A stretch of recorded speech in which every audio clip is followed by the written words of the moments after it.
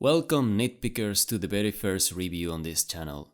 Today we are diving into the latest entry in a saga that's very dear to my heart, Simon the Sorcerer. Simon the Sorcerer Origins? Who thought a prequel will be a good idea? This saga began back in 1993 following the adventures of a teenage boy named Simon who, seemingly by chance, is transported to a magical world filled with goblins, trolls, and sorcery.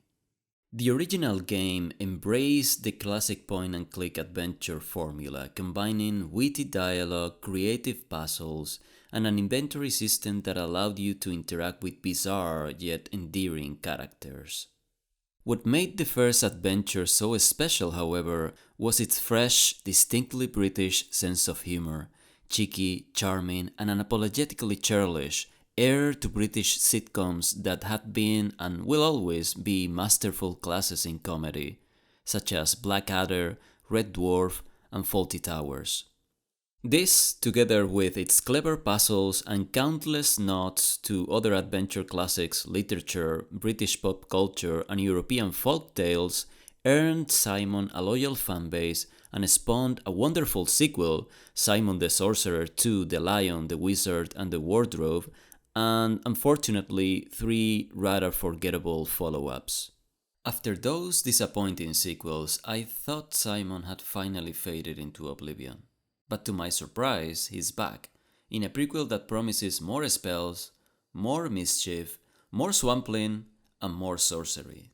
And after finishing this game, I can safely say Simon the Sorcerer Origins is at last a worthy prequel to the original adventure. However, the developer behind Origins are not the original creators, so the humor has naturally shifted a bit. It's less British, a little softer, perhaps influenced by the gorgeous cartoon art style, which feels closer to The Curse of Monkey Island than to the pixelated charm of the early Simon titles. At times, Simon refuses to perform certain mischievous actions, saying he would get in trouble if he did, a surprising change for someone who's never shown much concern for authority or getting into trouble before. Some fans may be tempted to dismiss Origins simply because Simon Woodruff, the original creator, isn't involved, but I would urge you to give Simon Origins and the developers at Small Thin Studios a chance. Origins radiates charm, heart, and deep respect for the source material. You can feel it, hear it, and sometimes even taste it. Luckily, Simon's original voice actor returns, along with the iconic theme tune, lovingly reimagined for a new generation.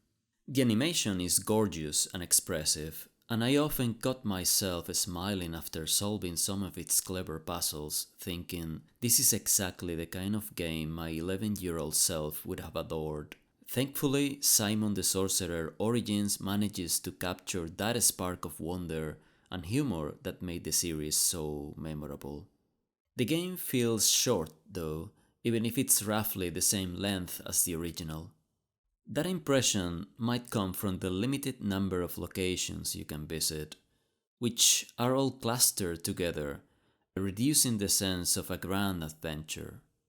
In the original game, players could easily lose themselves in a forest and traverse diverse, fantastic, and imaginative landscapes, in which, almost by chance, they could meet the most bizarre characters and creatures. There was a sense of wonder that is perhaps less present in Origins. Early on, I worried the puzzles might be too easy, but thankfully, the difficulty ramps up nicely after the first few chapters. You'll find several inventive yet logical challenges reminiscent of the best moments of the classics. Not everything is perfect though. Some puzzles rely too heavily on trial and error, with no hints or contextual clues from Simon, areas where the game could easily improve through a patch or added voice lines. The final sequence, for example, while not hard, can be frustrating. It's timed, and a single mistake forces you to restart a 4-stage battle puzzle from the beginning. A simple autosave after each stage could fix that instantly, and I hope the developers do fix it because, frankly, it's a shame the climax of the game is tainted by something that is so easily corrected. It could also prove frustrating for players with some disability that impede them to react fast, so that's another reason to maybe add a button in the menu to remove or adjust the reaction time. Okay, here's where the nitpicking begins. The game's tight budget shows. Many background characters are mere set dressing, often asleep or idle, and can't be interacted with. This makes Simon's world feel lonelier than it should. The art, while high quality, has a rough feel to it, and at times it feels unfinished. At some point, Simon was crossing a bridge, and you could see some art lines going out of the edges of the bridge. It might be an artistic choice, but compared to The Curse of Monkey Island, for example, it feels less detailed. You're also limited to 5 save slots, which feels like a bizarre choice for a genre built on experimentation, replaying jokes, and revisiting favorite moments. Some puzzles suffer from design oversights. For instance, when using the correct object in the wrong state, Simon simply says, "That doesn't seem right." This could be better implemented and designed. For example, Simon could respond with something like, "Good idea, but maybe we need to adjust this item first." Small touches like this can turn frustration into fun. There was also one painful case of pixel hunting where a hotspot only registered in a few specific pixels, and another puzzle where unclear text, seemingly from a tutorial, made puzzle steps using new abilities seem random rather than purposeful.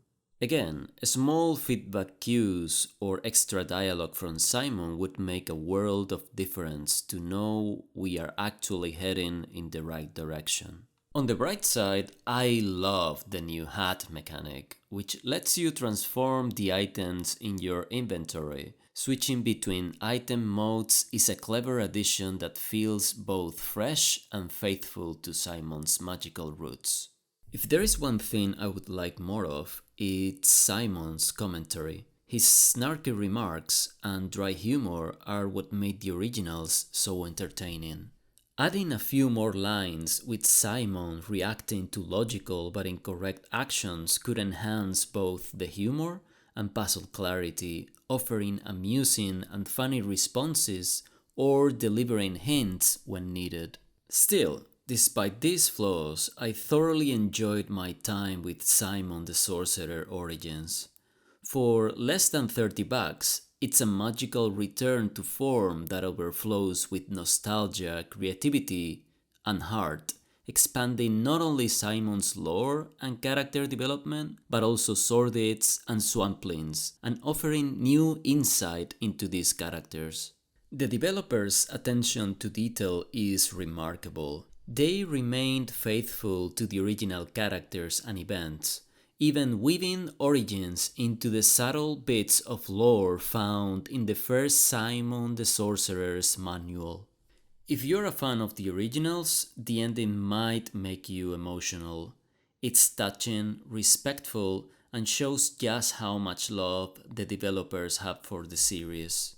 Honestly, the biggest compliment I can give to Origins is that it connects and wraps up its story so beautifully with Simon 1 that I immediately reinstalled the original to play them back to back.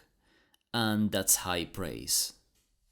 Simon the Sorcerer Origins might not replicate the original's exact magic, but where it counts, it absolutely belongs in the saga along Simon 1 and 2.